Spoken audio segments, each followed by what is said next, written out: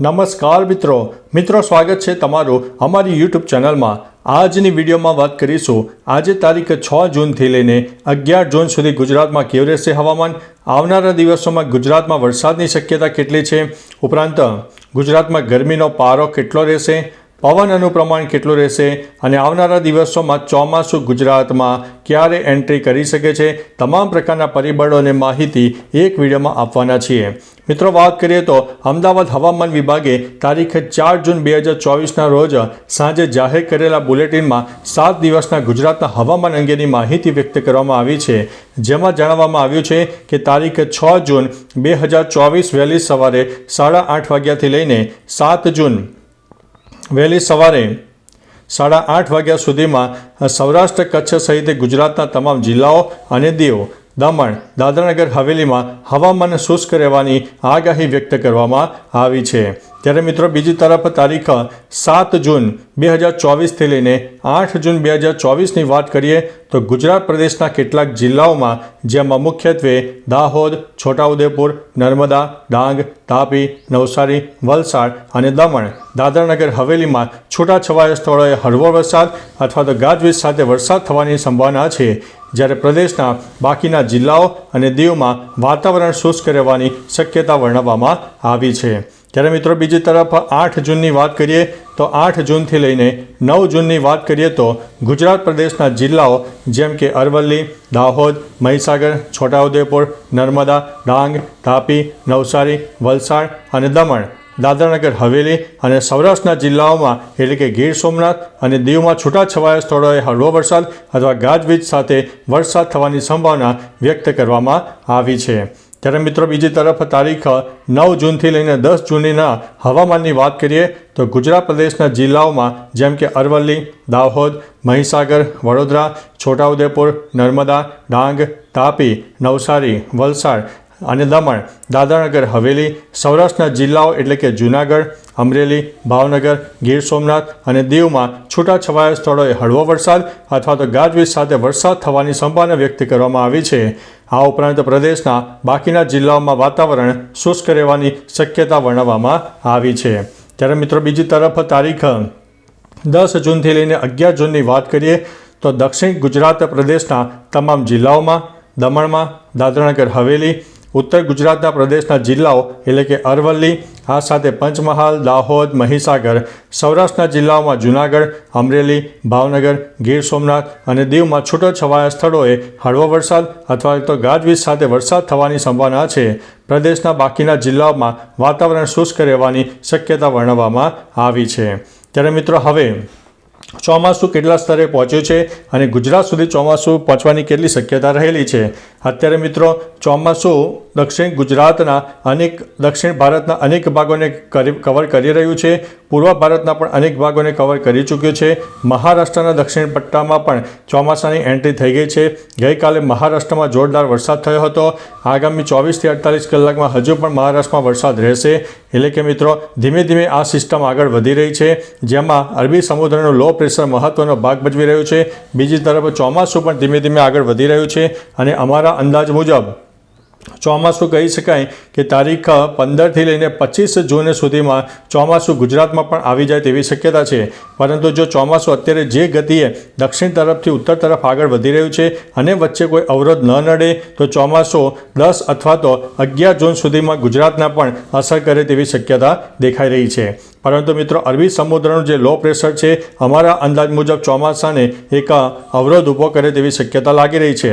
પરંતુ મિત્રો ચોમાસું વહેલું આવે કે ન આવે, પરંતુ અરબી સમુદ્રનું જે લો પ્રેશર સર્જાયું છે તે ગુજરાત સહિત મહારાષ્ટ્ર અને દક્ષિણ ભારતના અનેક ભાગોને કવર કરશે। અનેક વિસ્તારમાં વરસાદની શક્યતા છે।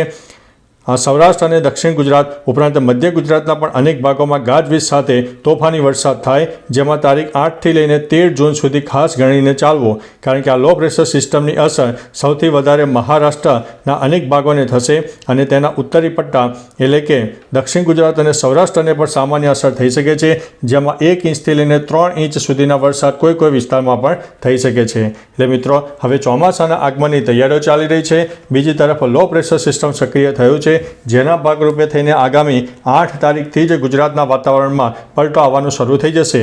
આજે મિત્રો તારીખ 6 જૂનની વાત કરીએ તો આજે દક્ષિણ ગુજરાતના સુરત, તાપી, ડાંગ, નવસારી અને વલસાડના કોઈ ભાગો ઉપરાંત ગુજરાતના પૂર્વ તરફના વિસ્તારો, દાહોદ, પંચમહાલ, ગોધરાના વિસ્તારોમાં હળવા મધ્યમ વરસાદી ઝાપટા થઈ શકે છે. 7 તારીખે પણ એવું જ વાતાવરણ રહેશે અને 8 તારીખથી વરસાદની ગતિવિધિઓમાં ધીમે ધીમે નોંધપાત્ર વધારો પણ થવાનો છે. એટલે મિત્રો અત્યારથી પ્રી મોન્સૂન એક્ટિવિટીની શરૂઆત થઈ જશે.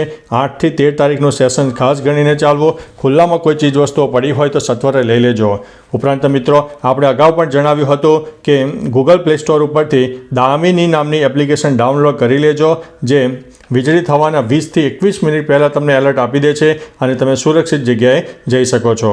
ત્યારે મિત્રો હવે એક હવામાન વિભાગના સેટેલાઇટ બેઝના માધ્યમથી જણાવી દઈએ તો આ જે તારીખ છે એ 6 જૂનનું જે સેટેલાઇટ ઇમેજ છે તેની વાત આપણે કરીશું. તેમાં ખાસ કરીને ગુજરાતમાં કેવું રહેશે વાતાવરણ તેની વાત કરીએ તો ગુજરાતમાં દક્ષિણી જે પટ્ટો છે તેમાં વરસાદની સંભાવના આજ રોજ રહેલી છે. રાજસ્થાનમાં અનેક ભાગોમાં પણ વરસાદની શક્યતા છે. પવનનું જોર પણ વધારે રહેશે. મધ્ય ભારતના પણ અનેક ભાગોમાં વરસાદનું જોર રહેશે. આજે બપોર બાદ મહારાષ્ટ્ર અને દક્ષિણ ગુજરાતના અનેક ભાગોમાં જોરદાર વરસાદ થાય તેવી શક્યતા હાલ દેખાઈ રહી છે. એટલે મિત્રો આ જે વાત છે એ 6 જૂનની છે. હવે વાત કરીશું તો 7 જૂનની. આવતીકાલે 7 જૂને કેવું વાતાવરણ રહી શકે છે તેનું પણ તમને સેટેલાઇટ ઇમેજ આપણે બતાવવા જઈ રહ્યા છે. તો મિત્રો તમે જોઈ શકો છો કે 7મી તારીખે પણ ગુજરાતના અનેક ભાગો, જેમાં ખાસ કરીને દક્ષિણ ગુજરાત ઉપરાંત મહારાષ્ટ્રના પણ અનેક ભાગોમાં વરસાદની શક્યતા છે અને ઉત્તર ગુજરાત અને મધ્ય ગુજરાતના પણ અનેક વિસ્તારમાં વાદળછાયું વાતાવરણ અને એક નાની મોટી એક્ટિવિટી પણ થવાથી જોવા મળશે. રાજસ્થાનમાં પણ વરસાદની શક્યતા રહેલી છે. રાજસ્થાનમાં પવનનું પ્રમાણ રહેશે. મધ્ય ભારતમાં પણ પવન સાથે ગાજવીજ સાથે વરસાદ થઈ શકે છે. એટલે મિત્રો પ્રી મોન્સૂન એક્ટિવિટીની પણ શરૂઆત થનારી છે. બીજી તરફ મિત્રો આવનારી તારીખ વાત કરી દઈએ તો 8 જૂન તમે જોઈ શકો છો. 8 જૂનનું આ સેટેલાઇટ ઇમેજ છે જે હવામાન વિભાગની ઓફિશિયલ સાઇટ ઉપર મૂકેલું છે, જેમાં પણ તમે જોઈ શકો છો કે સમગ્ર ગુજરાતમાં એક પ્રી મોન્સૂન એક્ટિવિટીના એંધાણ દેખાઈ રહ્યા છે અને સમગ્ર ગુજરાતમાં એક વાદળછાયું વાતાવરણ 8 તારીખથી ધીમે ધીમે બનવાનું શરૂ થઈ જશે. દક્ષિણ ગુજરાત અને સૌરાષ્ટ્રના અનેક ભાગોમાં હળવા મધ્યમ વરસાદી ઝાપટા તારીખ 8 જૂનથી જ શરૂઆત થઈ જશે. એટલે મિત્રો 8 જૂન ખાસ ગણીને ચાલવાની રહેશે. ત્યારે બીજી તરફ મિત્રો 9 જૂનની વાત કરી દઈએ તો 9 જૂનનું આ સેટેલાઇટ ઇમેજ છે, જેમાં પણ તમે જોઈ શકો છો કે ગુજરાતમાં ગતિવિધિઓ વરસાદની કેટલી રહેશે અને ચોમાસું પણ ધીમે ધીમે આગળ વધવાની સંભાવના દેખાઈ રહી છે. તમે જોઈ શકો છો કે દક્ષિણ ગુજરાત સહિત મહારાષ્ટ્રના અનેક ભાગોમાં પણ 9 તારીખે જોરદાર વરસાદ પડે. સૌરાષ્ટ્ર અને દક્ષિણ ગુજરાતના અનેક ભાગો પ્રભાવિત થશે. ઉપરાંત મધ્ય ગુજરાતના પણ કોઈ વિસ્તારમાં હળવા મધ્યમ વરસાદી ઝાપટા પણ થઈ શકે છે. ત્યારે મિત્રો હવે મિત્રો 10 જૂનનું જે સેટેલાઇટ ઇમેજ છે તે ઇમેજને તમને બતાવવાનો પ્રયત્ન કરીશું કે 10 જૂને ગુજરાતમાં વાતાવરણમાં કેવું વાતાવરણ રહી શકે છે. તો 10 જૂનનું આ સેટેલાઇટ ઇમેજ છે, જેમાં સૌરાષ્ટ્ર, દક્ષિણ ગુજરાત સહિત મહારાષ્ટ્રના અનેક ભાગો પ્રભાવિત થશે. અરબી સમુદ્રનું લો પ્રેશર છે વધારે મહારાષ્ટ્રના અનેક ભાગોને પ્રભાવિત કરશે, જેમાં મહારાષ્ટ્રથી લઈને કેરળ સુધી વરસાદની ટફ રેખા સર્જાઈ જશે. અનેક ભાગોમાં 1 ઇંચથી લઈને 5 ઇંચ સુધીના વરસાદ થવાની શક્યતા દેખાઈ રહી છે. એટલે મિત્રો આ જે વરસાદ છે પ્રી મોન્સૂન એક્ટિવિટીનો વરસાદ ગણીને ચાલવો અને હજુ પણ ચોમાસાના આગમનને થોડી વાર છે. ચોમાસાનું જેમ જેમ આગળ વધશે તેમ તેમ તમને તમામ પ્રકારની માહિતી આપી દઈશું. પરંતુ મિત્રો તારીખ 15 જૂન સુધી ગુજરાત માટે ખાસ ગણીને ચાલવું, કારણ કે અરબી સમુદ્રની સિસ્ટમ અમારા અંદાજ મુજબ ચોમાસાને થોડો અવરોધ ઉત્પન્ન કરે તેવી શક્યતા હાલ દેખાઈ રહી છે. તેમ છતાં મિત્રો વાતાવરણમાં કંઈક નવા ફેરફાર થશે તો તમને તમામ પ્રકારની માહિતી આપી દઈશું. તો ચાલો મિત્રો ફરીથી હવામાનની લેટેસ્ટ માહિતી લઈને મળતા રહીશું. ત્યાં સુધી અમને રજા આપશો.